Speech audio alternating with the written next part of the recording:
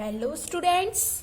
तो आज की हमारी जो वीडियो होगी वो टेंजेंट नॉर्मल की जितनी भी पीवाईक्यूज और कुछ क्वेश्चन मेरे प्रीवियस वीडियो में रह गए थे, थोड़ा प्रॉब्लम आ गया था एडिटिंग में, तो उसमें भी जो क्वेश्चंस रह गए थे वो भी आज मैं दोबारा से डिस्कस करूंगी। और उसके साथ साथ जो पीवाईक्यूज यानी जो मैंने बोला था कि जो एनसीईआरटी में नहीं है बट आ चुके हैं उनको भी डिस्कस करेंगे। और आज हम अपना टेंजेंट नॉर्मल का एंड करेंगे, देन फिर हम इंक्रीजिंग डिक्रीजिंग में जाएंगे। तो आज का मेरा जो पहला क्वेश्चन है वो सामने लिखा हुआ है that the points on the curve this and this 9y² equals to x³ where the normal makes equal intercepts with the axis r।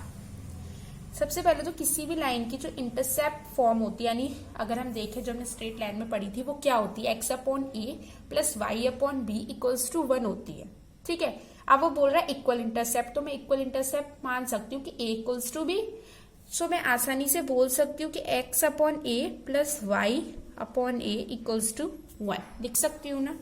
तो x plus y equals to a हो जाएगा और y इक्वल्स टू माइनस का x plus a, तो m क्या हो जाएगा, minus का 1 हो जाएगा। अगर मैं इसको कंपेयर करूं y equals to m x plus c वाली इक्वेशन से, तो m की वैल्यू -1 हो जाएगी। ठीक है, अब सबसे जो हर एक क्वेश्चन में करते हैं, differentiate with respect to x the equation of curve, hence we will get the slope of normal. Sorry, tangent की मिलेगी, नॉर्मल की फिर हम बनाएंगे उसको। जैसे एक सेकेंड, यहां पे हमको जो अभी मिली है m इक्वल्स टू -1, वो किसकी स्लोप मिली है, नॉर्मल की मिली है ना। लेकिन जब हम कर्व में डाल के dy/dx लेते तो वहां पे हमें किसकी मिलती है, टेंजेंट की मिलती है। तो हम यहाँ पे स्लोप -1 यहाँ पे यूज नहीं कर सकते, हम 1 यूज करेंगे ना कि -1। तो हमने यहाँ पे पहले करा 18y dy/dx equals to 3x²। ठीक है, ये 6 से 6 कैंसिल, तो dy/dx equals to x² plus 6y, और यहाँ पे हम लिखेंगे 1। तो x² upon 6y means x² equals to 6y। ये हमारी फर्स्ट इक्वेशन हो गई। अच्छा, या फिर मैं ये लिख सकती हूँ कि y equals to x² upon 6। अब जो y की वैल्यू है, अगर इस पॉइंट पे टेंजेंट टच कर रही है उसको, तभी तो टेंजेंट की इक्वेशन है, तो क्या फिर ये पॉइंट उस कर्व को सेटिस्फाई नहीं करेगा, करेगा ऑफ कोर्स। तो मैं इस पॉइंट को लेकर उसमें सेटिस्फाई कराऊंगी। तो मैंने y² लिया, तो x की power 4 upon 36 equals to x³।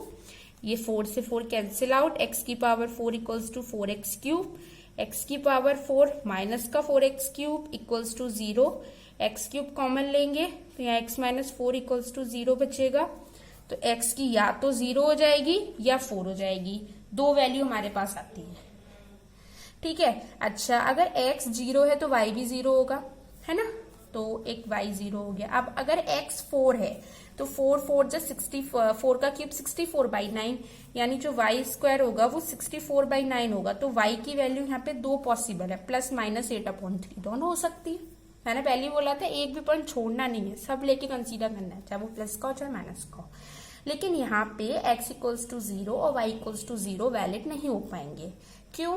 क्योंकि जब कोई नॉर्मल यानी जो भी यहाँ पे इंटरसेप्ट फॉर्म दी हुई है, अगर यहाँ पे x 0 है y 0 है तो फिर a भी 0 हो जाएगा, और a 0 हो नहीं सकता क्योंकि वो इंटरसेप्ट बना रही है, यानी कहीं ना कहीं कुछ ना कुछ वैल्यू होगी वो x और y की। कुल मिला के तो जो इंटरसेप्ट वाली लाइन होती है वो ऑरिजिन को सेटिस्फाई करती ही नहीं है। या तो जैसे मैंने ये लिया तो किस तरह जाती है, ऐसे जाएगी, ऑरिजिन पे टच करेगी, नहीं करेगी, ऐसे जाएगी, यानी उसकी कोई एक डेफिनेट वैल्यू होगी। तो x equals to 0 y equals to 0 उस इक्वेशन को सेटिस्फाई नहीं कर रहे हैं, तो ये जो पॉइंट होंगे वो हम कंसीडर नहीं कर सकते। सिर्फ इसके दो ही पॉइंट होंगे जिनको हम आसानी से लिख सकते हैं, ये होंगे, ये हमारे वो दो पॉइंट होंगे जिसपे इस कर्व के लिए जो नॉर्मल होगी वो एक्सिस के साथ इक्वल इंटरसेप्ट कट करेगी। Okay, next question. अभी हमारा नेक्स्ट क्वेश्चन, यही क्वेश्चन था जो मेरा प्रीवियस वीडियो में रह गया था, एडिटिंग की वजह से कुछ गड़बड़ आ गई थी वीडियो बनाने में, तो हम ये इस वाले क्वेश्चन को करेंगे। बहुत इंपॉर्टेंट क्वेश्चन है ये, क्वेश्चन भी एनसीईआरटी का ही है। उस समय मिसलेनियस के क्वेश्चन डिस्कस कर रहे थे, इस वजह से ये लिया था, लेकिन उस समय ये हो नहीं पाया, तो आप करते because it is very important. ठीक है, तो यहाँ पे हमको क्या दिया हुआ है, x equals to a cos theta plus a theta sine theta दिया हुआ है, y equals to a sine theta minus a theta cos theta दिया हुआ है। तो हमको ये बताना है कि यहाँ पे कर्व की इक्वेशन डायरेक्ट नहीं दी है, x को थीटा के टर्म्स में दिया है, y को थीटा के टर्म्स में दिया है। फिर बोल रहा है कि इस पॉइंट पे जो नॉर्मल होगी वो हमको प्रूव करनी है कि जो उसकी डिस्टेंस होगी ओरिजिन से वो एक कांस्टेंट होगी, यानी उसमें जो नंबर आएगा या जो आंसर आएगा वो कांस्टेंट आएगा, किसी पे भी डिपेंड नहीं करेगा, ना तो किसी वेरिएबल पे ना थीटा पे।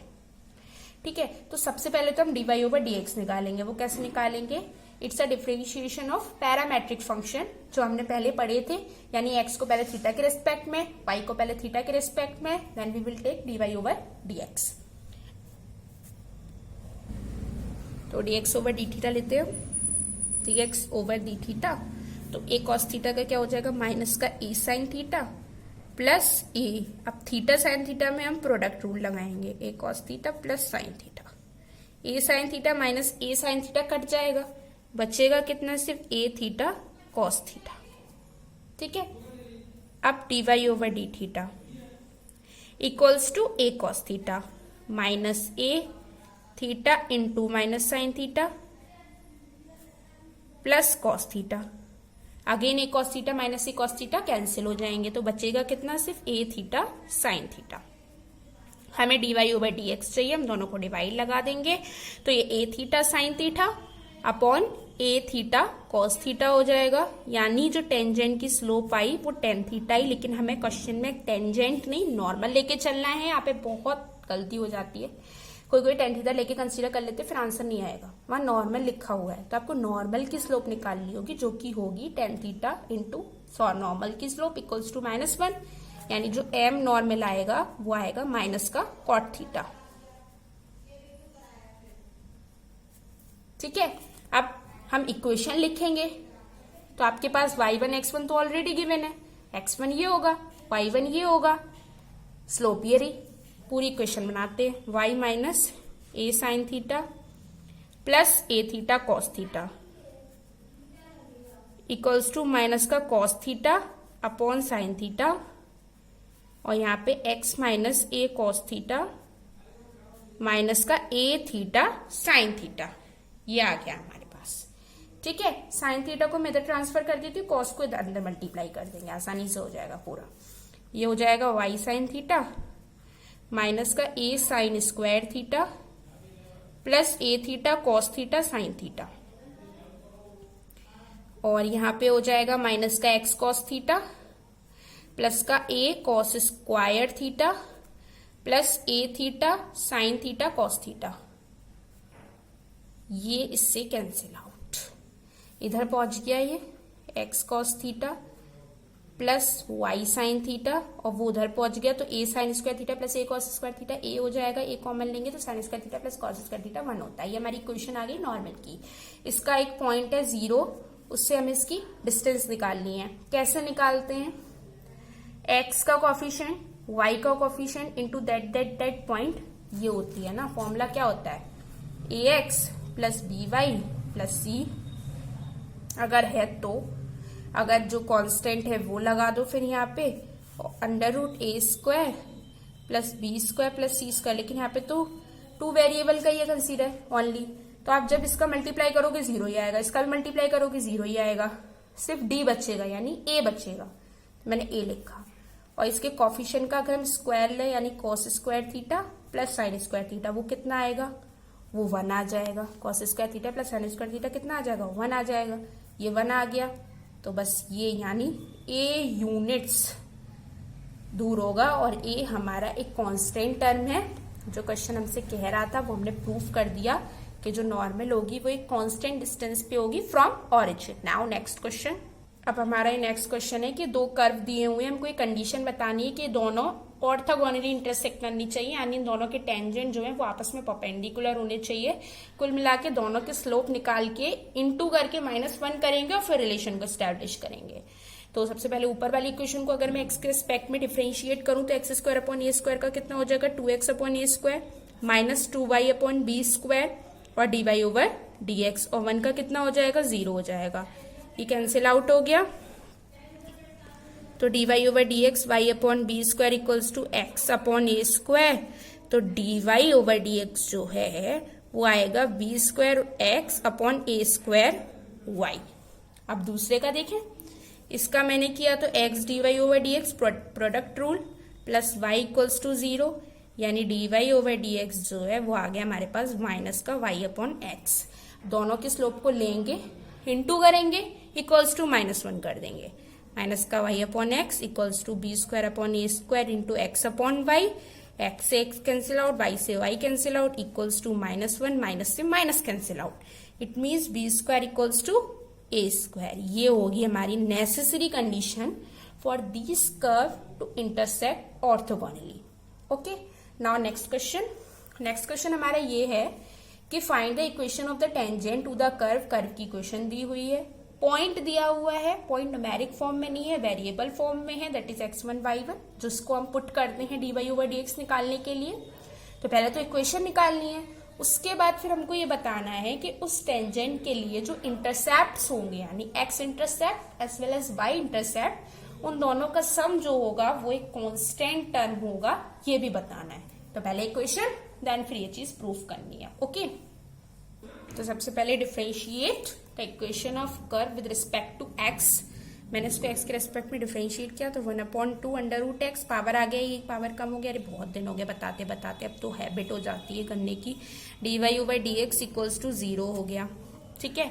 ये इधर -1/2 कॉमन में चला जाएगा, तो dy ओवर dx जो है वो हमारा आएगा माइनस का root y upon root x, ठीक है। पॉइंट डालते हैं ना, तो पॉइंट हमारे पास क्या x1 y1, हम वही डाल देंगे यहाँ पे। तो जो स्लोप आ गई वो माइनस का y1 रूट में अपॉन x1, ये हमारी स्लोप हो गई। अब इक्वेशन लिखेंगे, इक्वेशन भी इसी पॉइंट से लिखते हैं, y1 x1 ही y1 x1 की फॉर्म में दी है। आप आसानी से y minus y1 equals to minus का under root y1 upon x1 x minus x1 लिख के चलना। अब आपको क्या निकालना है, इंटरसेप्ट निकालना है। इक्वेशन हो गई, अब हमें से मतलब नहीं है। किसी भी x इंटरसेप्ट पे y कोऑर्डिनेट 0 होता है, y इंटरसेप्ट पे x कोऑर्डिनेट 0 होता है। तो मैं पहले केस में y 0 रख के x इंटरसेप्ट निकाल लूंगी और फिर उसके बाद x 0 रख के y इंटरसेप्ट निकाल दूंगी। तो मैंने सबसे पहले y इक्वल्स टू 0 पुट किया, तो यहाँ 0 हो जाएगा, माइनस से माइनस कैंसिल आउट हो जाएगा। तो under root x1 y1 equals to under root y1 x minus का x1 अंडर रूट y1। अब इसमें से मैं अंडर रूट y1 कॉमन ले सकती हूँ, मैंने कॉमन ले लिया, अंडर रूट y1 कॉमन आ गया, x माइनस x1 आ गया। यहाँ से इसको काट के अंडर रूट y1 कर सकती हूँ, तो x की वैल्यू कितनी आ गई, x1 plus under root x1 under root y1। अब मैंने क्या करा, इसमें से रूट x1 बाहर कॉमन ले लिया, तो अंदर क्या बचेगा, रूट x1 बाहर कॉमन लेके कितना बचेगा, रूट x1 बचेगा प्लस रूट y1 बचेगा। अब एक इंपॉर्टेंट बात, जब वो x1 y1 में पहले भी बोल चुकी हूँ वो कर्व की इक्वेशन को सेटिस्फाई करते, तो अगर मैं x1 y1 इसमें डाल दूं तो root x1 plus root y1 कितना हो जाएगा, रूट a। तो मैं यहाँ पे रूट a लिख सकती हूँ ना, तो ये हो गया root x1 into root a, ये हमारा x इंटरसेप्ट हो गया। अब हम y इंटरसेप्ट निकालने के लिए x 0 डालेंगे इस इक्वेशन में, मैंने x 0 डाल दिया, नहीं यहाँ पे 0 डाल दिया, तो ये y माइनस y1 तो ऐसे ही रहेगा, माइनस का रूट y1 अपॉन x1 और ये माइनस का x1, प्लस से प्लस कैंसिल आउट हो गया। अब अंडर रूट x1 है, ऊपर x1 है, तो ऊपर भी अंडर रूट x1 हो जाएगा। तो y minus y1 equals to under root x1 y1, तो जो y आएगा वो y1 plus under root x1 y1 आएगा, रूट में है पूरा वो। इसके बाद मैं अगर y में y1 कॉमन ले लूं तो अगेन फिर वही बात, y1 नहीं रूट y1 कॉमन ले लूं तो ये रूट y1 हो जाएगा प्लस रूट x1 हो जाएगा, ठीक है। अगेन मैं रूट x1 प्लस y1 को क्या लिख दूंगी, a लिख दूंगी, वो भी रूट का a। आपके पास root a y1 root a x1, इन दोनों का मैं सम लूं अगर तो root a common, root x1 plus root y1, again root x1 plus root y1 कितना हो जाएगा, root a into root a आ गया कि जो दोनों सम है इंटरसेप्ट का equals to a which is constant. हाँ, ये क्वेश्चन मैंने पहले बोला था ओरिजिन के लिए कराया था जब मैंने वो पास वाला जिसमें हम उस पॉइंट को नहीं डाल सकते, हम एच की कंसीडर करते हैं। ऐसी क्वेश्चन आज मैं एक न्यूमेरिक वैल्यू को लाई ताकि आपको और क्लियर हो जाए। तो आज हम इसको करते हैं। बात वही है, ये टेंजेंट के लिए एक पॉइंट दिया हुआ है जो वो 4/3 जीरो से पास हो रही है। ये वो पॉइंट नहीं है जिसपे टेंजेंट कर्व को कट कर रही है। वो पॉइंट हम कुछ भी कंसीडर करेंगे एच के, उसके बाद उस एच के की वैल्यू को इक्वेशन से निकालेंगे और फिर हम उसके बाद टेंजेंट की इक्वेशन को फाइंड आउट करेंगे। सबसे पहले differentiate with respect to x, तो मैंने इसको एक्स के रिस्पेक्ट में डिफरेंशिएट किया है, 6s हो जाएगा माइनस का 2y इंटू dy/dx हो जाएगा इक्वल्स टू 0 हो जाएगा।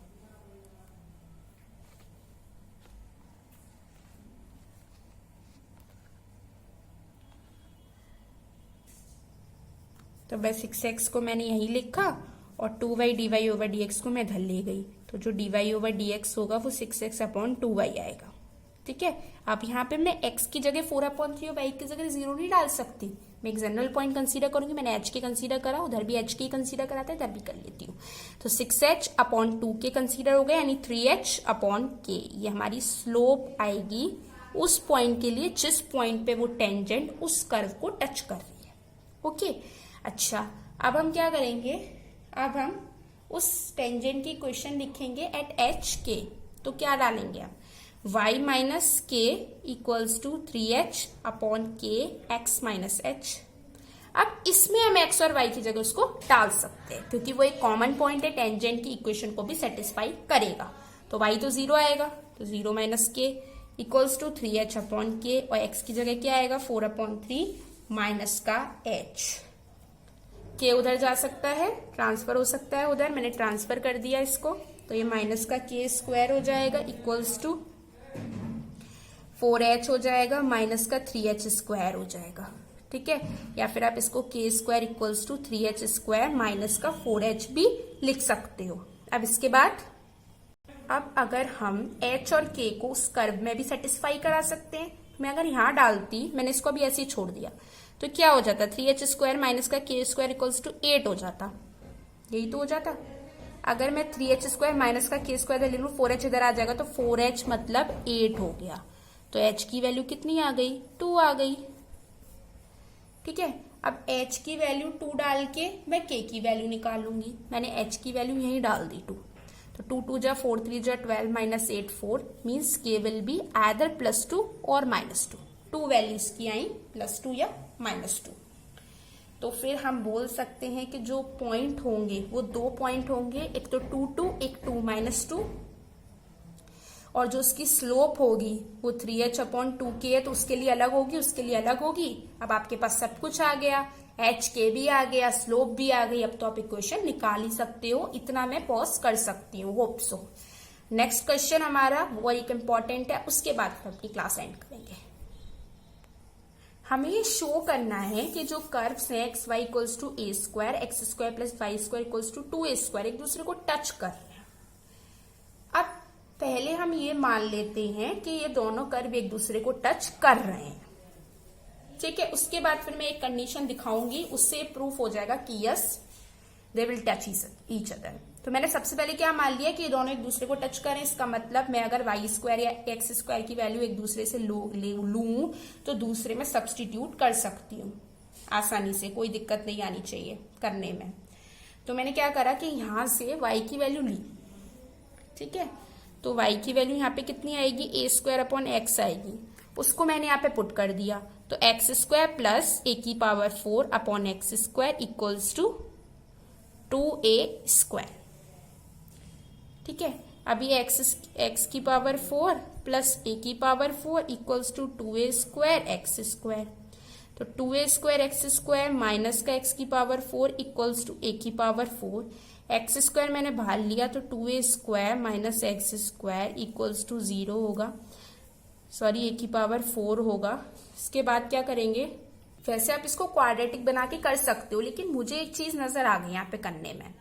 क्या है, जैसे मैं इसको ना लेके आप आसानी से देखो, मैं अगर क्या करूं x4 प्लस a4 माइनस का 2a²x² इक्वल्स टू 0 है, तो ये स्क्वायर बन रहा है x² माइनस a² को, मैं सीधे वो लिखूंगी।